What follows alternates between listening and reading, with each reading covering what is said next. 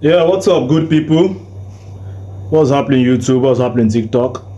I believe most of you must have seen this headline that President Tinubu has banned purchase of petrol-dependent vehicle.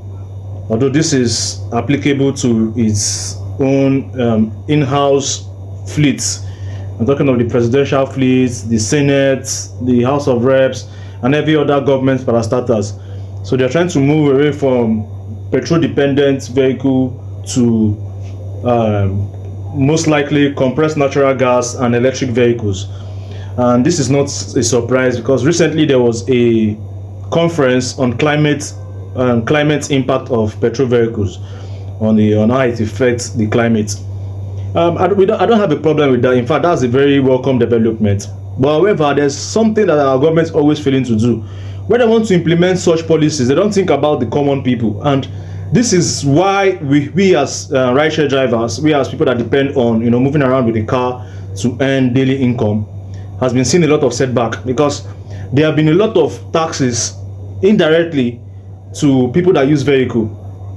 For ride-sharing people, for instance, people that do ride-sharing, you are expected to have 2 driver's license if you drive in Lagos, one for Lagos State and then the federal government license. I think currently now it costs about almost 15,000, if not more. Then you are expected to have hacking permit, you are expected to have last card, and some other little indirect taxes that we face. Then let's go to some of the costs, like cost of maintenance.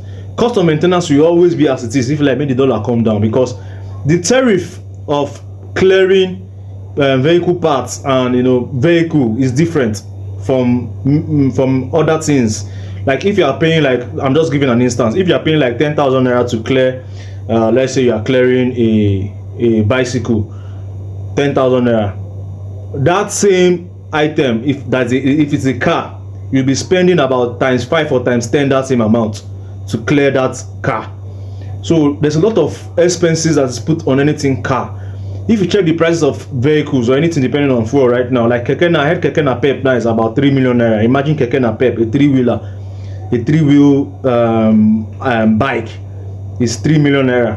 Corolla now that we used to buy for like 1.6, as at now Corolla is approaching 6 to 7 million naira. So you tell me now if it's worth it to take 6 to 7 million naira to buy a car to Kumbo. Because if you buy a Nigerian used car, be rest assured that you will always want to visit the mechanic from time to time, because of the wear and tear that the vehicle has accrued over time being used in Nigeria. So the system is built against we drivers, people that drive. It is built against us. You can hardly do anything reasonable. I don't know, I can't go outside. I would have shown you a building project that we commenced not too long ago.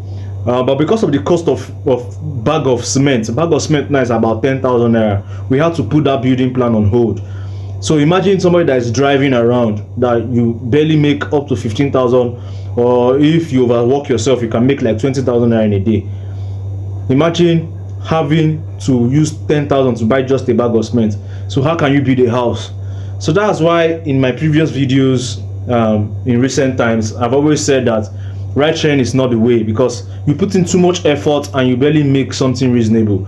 And then with all these kind of policies coming into place, you expect more severe and more tough tax system that will be imposed on people that use vehicles for businesses. So it's time for us to start thinking out of the box. Let's start thinking smarter on how we can make money the best way and the better way without jeopardizing our health and our safety. So guys, what do you think about this news, the ban on petrol dependent vehicle, and how do you think it will affect you and I going forward? So that's the message. I saw this message and I decided to bring it up here to put it up in the house for an open debate. So please let me know what you think in the comment section. This is the Driverpreneur channel. Here I share my story, previously as a rideshare driver. Now I'm transitioning from being a rideshare driver into seeking better opportunity. So you can follow me on this journey by subscribing, turning on the bell notification so you get notified every time I post new video. And until next time, peace and stay safe.